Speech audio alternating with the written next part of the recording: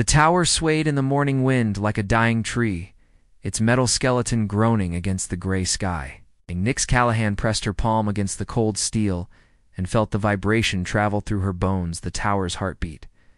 Irregular, but alive. She climbed the maintenance ladder with practiced efficiency, her tool belt jangling softly with each rung. 50 feet up, the city spread below her like a broken circuit board. All dark windows and twisted metal where New Terra used to shine. The radio equipment lived in a weathered housing near the tower's peak. Nix had built most of it herself from salvaged parts, military surplus, civilian electronics, anything that could carry a signal across the dead zones. Her fingers moved through the daily ritual, checking connections, testing frequencies, adjusting the antenna array. The static crackled through her headphones like distant rain. She'd been the city's last communications engineer for 3 years now. Ever since the plague turned New Terra into a graveyard, the few hundred survivors scattered across the ruins depended on her daily broadcasts, weather reports, supply drops, warnings about infected movements. It wasn't much, but it kept people connected, kept them human. Oh. The morning check should have been routine. Test the emergency frequency, scan for survivor signals, broadcast the daily update. But today something was different. Buried beneath the usual static, barely audible above the white noise, came a pattern she'd never heard before. Not random interferences, had structure, intention, signal. Nix fine-tuned the receiver, her heart quickening. The pattern became clearer, short bursts followed by longer tones repeating every 30 seconds. It wasn't coming from the city. The direction finder pointed northeast, toward the quarantine zone where nothing lived anymore. She pulled out her notebook and started transcribing, marking the duration of each burst. The pattern was complex, but not random. After 20 minutes of careful listening, she began to see a mathematical sequence hidden in the timing. Fibonacci numbers, each tone corresponding to the next value in the series. Someone was broadcasting advanced mathematics from a place that had been declared dead for 5 years. Her hands trembled as she adjusted the gain, trying to pull more signal from the noise. The transmission was weak, probably running on emergency power. But it was definitely human-made, definitely intentional. Someone in the quarantine zone was not only alive, but educated enough to encode messages in mathematical sequences. The implications made her dizzy. The quarantine zone had been bombed, flooded with radiation, sealed off completely. Nothing could survive there, that's what they'd been told. But if someone was transmitting from inside, if they'd found a way to survive, then everything the authorities had said about the plague, about the cure, about the necessity of isolation, might be a lie. Nix looked out over the ruined city at the scattered survivors picking through the debris of their old lives. They deserved to know. But broadcasting this discovery would mean admitting she'd been monitoring restricted frequencies, violating the communication protocols that kept her position secure. The council would shut down her tower, eliminate the only reliable contact the survivors had with each other. She stared at her notebook, at the careful transcription of the impossible signal. The pattern repeated again, patient and persistent. As if someone in the dead zone was calling out, waiting for an answer. Her finger hovered over the transmit key. One response would change everything. Question was whether she had the courage to answer a signal that wasn't supposed to exist. The tower swayed again, and somewhere in the static, the mysterious transmission continued its mathematical plea. The subway tunnel stretched into darkness like the throat of some ancient beast. Fin Marquez moved through the shadows with practiced silence. His modified flashlight casting a narrow red beam that wouldn't attract attention from above. The old metro lines had become highways for the desperate smugglers, scavengers, and the occasional survivor brave enough to travel between the scattered settlements. Finn knew every inch of these tunnels. He'd mapped them during the early days of the collapse, when the infected still roamed the streets, and the underground offered the only safe passage.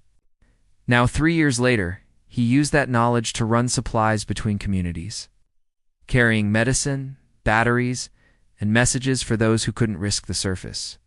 Journey themselves. His medical training from before the plague had evolved into something more practical: field surgery in abandoned train cars.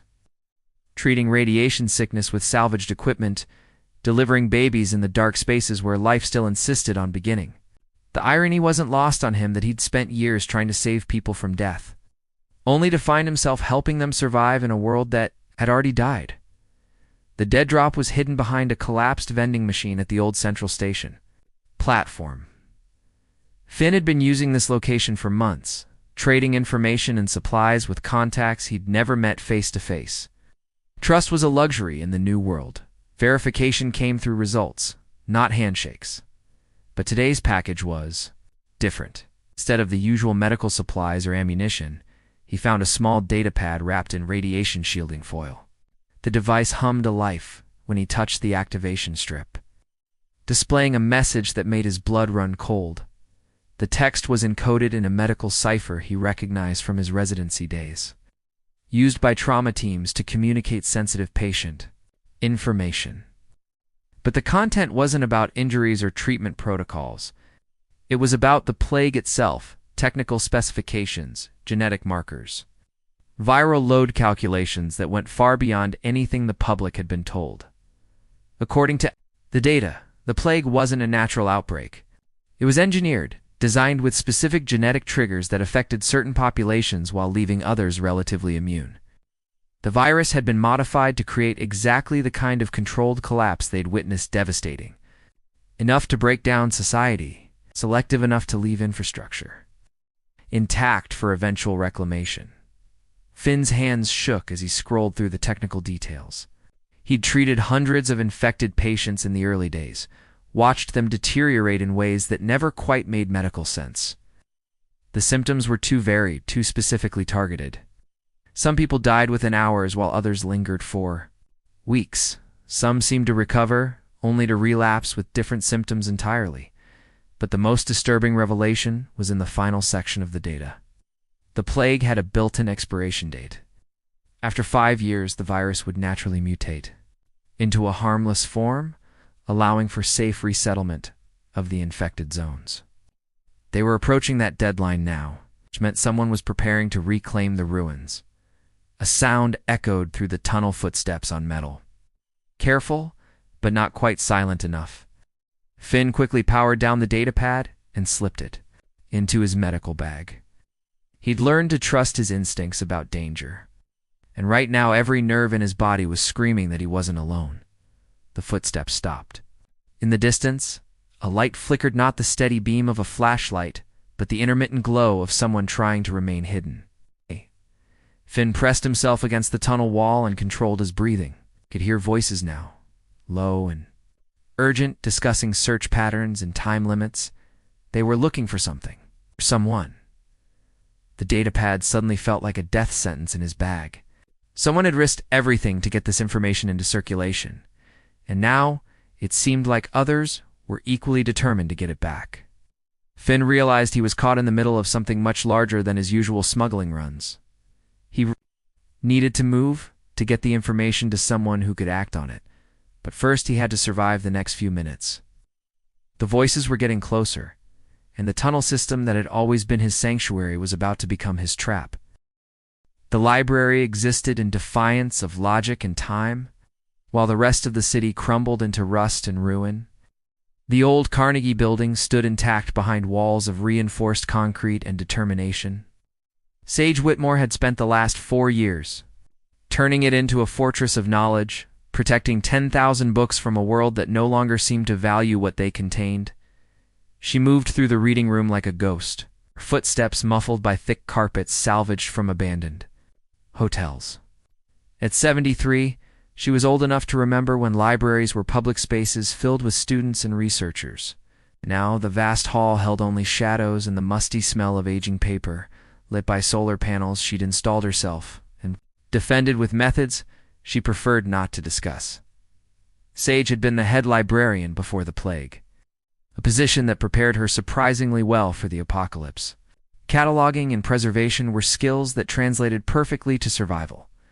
She knew how to store food in climate-controlled environments, how to maintain equipment with improvised parts, how to create detailed inventories of resources that most people didn't even recognize as valuable.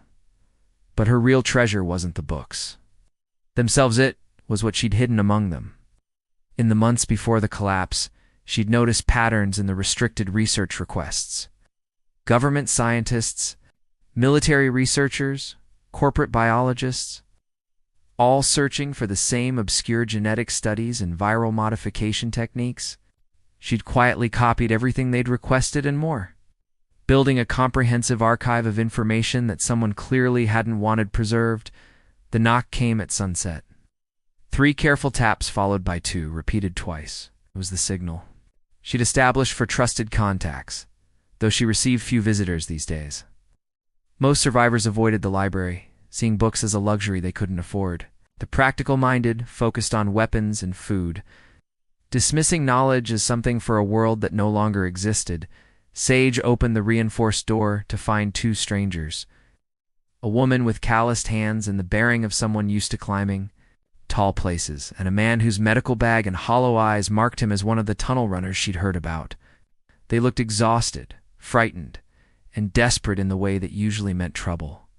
"We need to see your restricted collection," the woman said without preamble. Her voice carried the authority of someone accustomed to being obeyed, but also the politeness of someone who understood they were asking for a favor. "We have information about the plague. We think you might have more." Sage studied them both, noting details. The woman's hand showed recent burns from electrical work. The man's medical bag was organized with military precision, and his fingers kept checking for items that weren't there, probably confiscated or lost.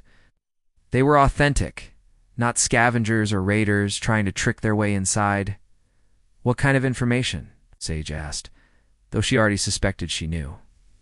The man Finn.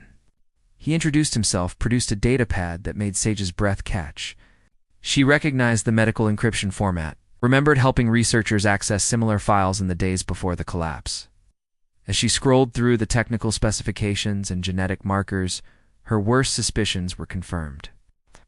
"Found proof," she said quietly. "Someone finally found proof." She led them deeper into the library, past the public reading areas, into sections most visitors never saw.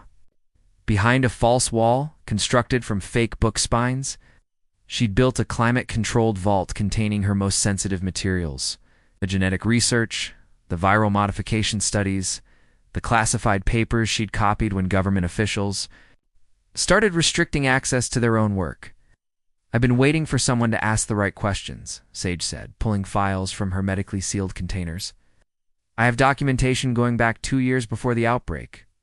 Funding requests, personnel transfers, equipment purchases, everything someone would need to engineer exactly what happened to us." The woman Nix, she'd said, leaned forward eagerly. "Do you have anything about containment protocols? About when the virus was designed to burn out?" Sage nodded grimly. "They called it Project Reset, a controlled collapse followed by selective resettlement. The plague was never meant to kill everyone, just enough to clear the way for a new social order." She handed them a thick folder marked with biohazard symbols. "The people behind this are still out there, probably waiting in luxury bunkers for their timeline to complete. In 6 months, they'll emerge to reclaim a depopulated world with all the infrastructure intact." Finn's face had gone pale. "We have to warn people. We have to be very careful," Sage interrupted. "Knowledge like this is dangerous to possess. The people who engineered the plague won't hesitate to eliminate anyone who threatens their plan." As if summoned by her words, the library's motion sensors began chiming. Someone was approaching the building, moving with purpose rather than the cautious exploration of a typical scavenger. Sage quickly sealed the sensitive documents and activated her security systems. "How many people know you came here?" she asked, but their stricken expressions already gave her the answer. The infected moved through the wasteland like broken marionettes, their movements jerky and unpredictable, but somehow purposeful. Reese Blackwood watched them from her elevated hide, cataloging their patterns with the patience of someone who had learned that survival meant understanding your prey completely. She'd been hunting the infected for 2 years now. Ever since they'd taken her younger brother during a supply run gone wrong, the official word was that the infected were mindless, driven only by rage and hunger. But Reese had spent enough time watching them to know better. They communicated, they planned, they adapted their behavior based on circumstances. Whatever the plague had done to them, it hadn't completely destroyed their humanity. Her current target was different from the usual infected. This one moved with deliberate purpose, avoiding the shambling hordes while staying just ahead of the cleanup crews that periodically swept the outer zones. More importantly, this one was carrying something, a metal case that it protected fiercely, striking out at any infected that came too close. Reese had been tracking it for 3 days, following a trail that led steadily away from the dead cities, toward the quarantine perimeter. The infected rarely moved in straight lines, and they never carried objects with such obvious care. This one was either retaining more cognitive function than usual, or it was being directed by something else. The shot would be easy. She had a clear line of sight, wind was minimal, and her rifle was zeroed for exactly this distance. The infected stood motionless for a moment, looking back toward the ruins with what almost seemed like longing. Reese centered the crosshairs and began her breathing sequence. But something made her pause. The infected was facing the direction of the old medical district, where the last functional hospital had been before the evacuation. As Reese watched, it raised one hand in what looked unmistakably like a gesture of farewell, full of human emotion that the infected weren't supposed to possess. She lowered her rifle and activated her scope's recording function. If this infected was displaying complex emotional behavior, the footage would be valuable to the few researchers still trying to understand the plague. More importantly, she needed to know what was in that case. The approach required careful timing. Infected could be subdued with the right combination of sedatives and restraint techniques, but only if they didn't see the attack coming. Reese moved through the rubble field like smoke, using every scrap of cover to close the distance. The tranquilizer dart took the infected in the shoulder, a clean hit that delivered its payload without causing permanent damage. The figure swayed, stumbled, collapsed with the metal case still clutched protectively against its chest. Up close, Reese could see that this had once been a woman, perhaps in her 40s, wearing the remnants of a laboratory coat. The plague's physical effects were clearly visible: the mottled skin, the clouded eyes, the subtle elongation of fingers and joints that marked advanced infection, but the face retained an intelligence that shouldn't have been possible. The case was locked with a biometric scanner that still responded to the woman's fingerprint. Inside, Reese found vials of what appeared to be blood samples, each one carefully labeled with dates and genetic markers. But more intriguing was the handwritten journal wedged into the case's lid. The entries were written in a shaky hand, describing the progression of the infection from the inside. The woman, Dr. Vera Caston, according to her ID badge, had been studying the plague when she became infected herself, but rather than losing her mind, she'd continued her research, documenting how the virus affected cognitive function and emotional responses, according to her notes. The plague didn't destroy intelligence so much as reorganize it. Infected individuals retained their memories and personalities, but processed information differently, seeing patterns and connections that healthy humans missed. More importantly, they were developing a form of collective consciousness, sharing information through mechanisms that Dr. Caston was still trying to understand. The most recent entry made Reese's hands tremble. Dr. Caston had discovered that the plague was designed with a termination sequence, but not in the way anyone expected. The virus would stop killing, but it wouldn't stop changing people. Instead, it would complete its work, transforming survivors into something that was no longer quite human, but wasn't exactly infected either. Reese looked down at the unconscious woman, seeing her with new eyes. This wasn't a mindless creature driven by disease. This was a human being transformed by something, deliberately engineered to alter the species itself. The blood samples in the case weren't just research materials. They were evidence of what humanity was becoming. The decision should have been simple. Dr. Caston was infected, dangerous, and probably beyond help.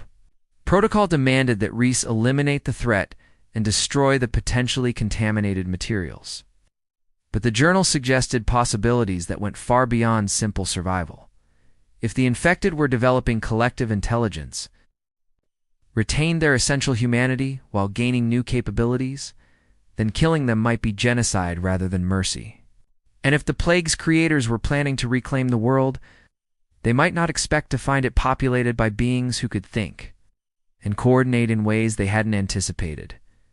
Reese secured the case and prepared to move Dr. Caston to a safe location.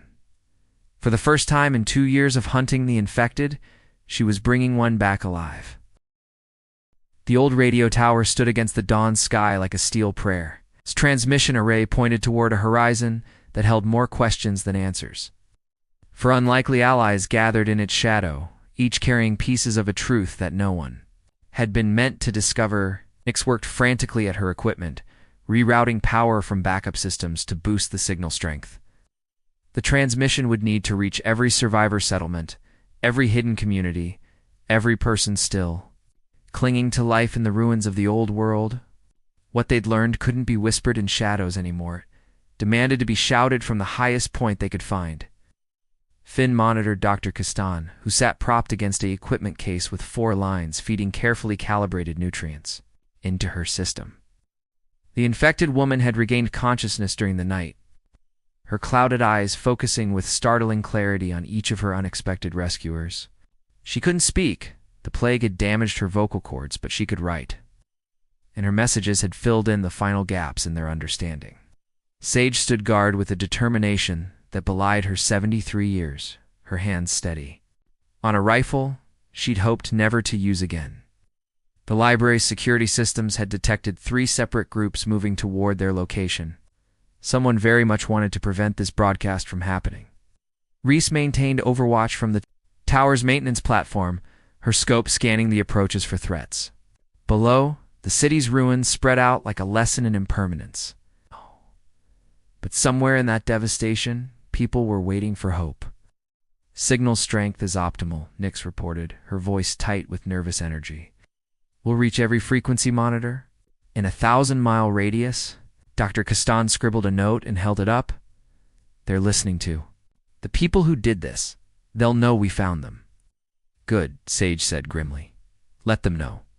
Let them understand that their victims aren't as helpless as they assumed. The broadcast would be simple and direct. No coded messages, no hidden meanings, just the truth delivered in terms anyone could understand. The plague had been engineered. The collapse had been planned. The people responsible were waiting in secure facilities for their timeline to complete, expecting to emerge into a depopulated world ready for their vision of a new society. But they'd miscalculated. The infected weren't dying out as designed. They were evolving, developing capabilities their creators never anticipated. The survivors weren't scattered and hopeless. They were connected, organized, and now informed about what had really happened to their world. Nix activated the transmitter. This is new Terra emergency broadcast, transmitting on all frequencies. What I'm about to tell you will change everything you thought you knew about the plague. She spoke for 20 minutes, methodically presenting the evidence they'd gathered. The genetic markers that proved artificial origin, the timeline for viral burnout that coincided suspiciously with equipment delivery schedules to remote facilities, the documentation of a project called Reset that treated human extinction as an acceptable cost for social reorganization. As she spoke, Reese reported movement from multiple directions. Armed figures in military gear, advancing with the coordination of professional soldiers rather than desperate scavengers.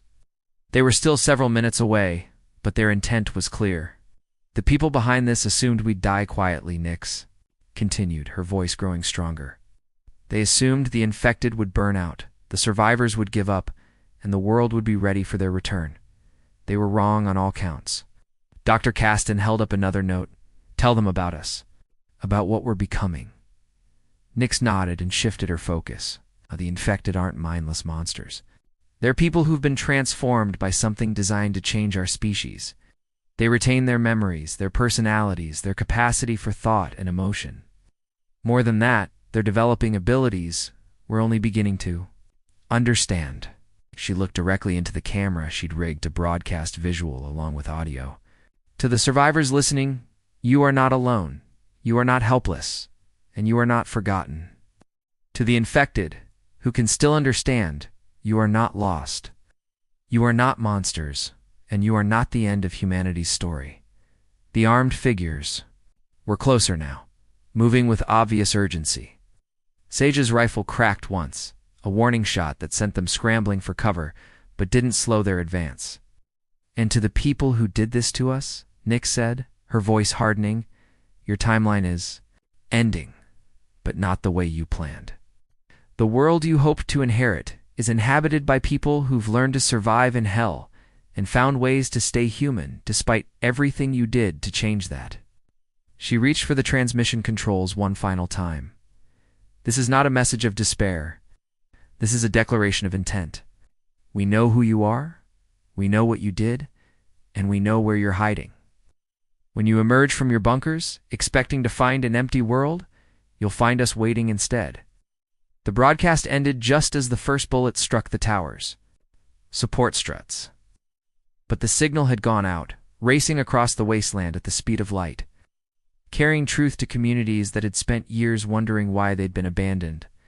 In settlements scattered across the continent, receivers crackled to life with voices raised in anger, hope, and determination.